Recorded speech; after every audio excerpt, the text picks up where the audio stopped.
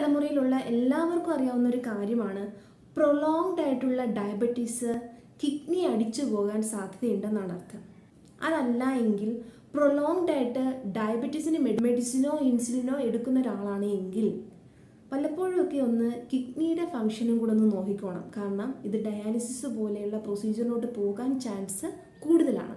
എങ്കിൽ പിന്നെ അതിന് അത്രയും ലേറ്റായിട്ട് ഇത്രയും ഇഷ്യൂസ് ഉണ്ടാക്കുന്നതിനെക്കാട്ടും കുറച്ച് മുന്നേ ഒന്ന് ഡയറ്റ് വഴിയായിട്ട് ഈ ഡയബറ്റിക്കിനെ നമുക്ക് കൺട്രോൾ ചെയ്യാൻ സാധിച്ചാലോ?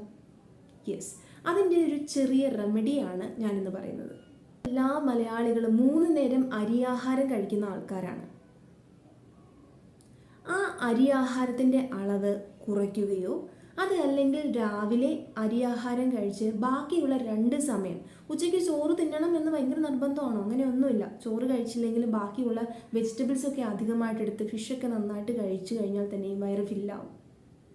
അതുപോലെ തന്നെ രാത്രികളിലെ ഫുഡ് മില്ലറ്റിലോട്ട് മാറ്റുക. മില്ലറ്റ് എന്ന് വെച്ചാൽ ഒരുപാട് മില്ലറ്റ് ഉണ്ട് അല്ലേ? റാഗിയുണ്ട്, ചോളം, കമ്പം, തിന, ചാമ, ഒരുപാട് വെറൈറ്റി ഓഫ് മില്ലറ്റ്സ് നമുക്ക് വാങ്ങാൻ കിട്ടും. സോ ഇതിലേതെങ്കിലും മില്ലറ്റ് ആക്കുക. ഇൻ്റർമീഡിയറ്റ് ഫാസ്റ്റിംഗ് 6:30 ആകുമ്പോൾ ഫുഡ് കഴിച്ച് നിർത്തുകയും വേണം. സോ ഇങ്ങനെ ചെയ്യുകയാണെങ്കിൽ ഉറപ്പായിട്ട് നമുക്ക് എന്ത് ചെയ്യാൻ പറ്റും? നമ്മുടെ ഡയബറ്റീസിനെ കൺട്രോൾ ചെയ്യാനായിട്ട് പറ്റും.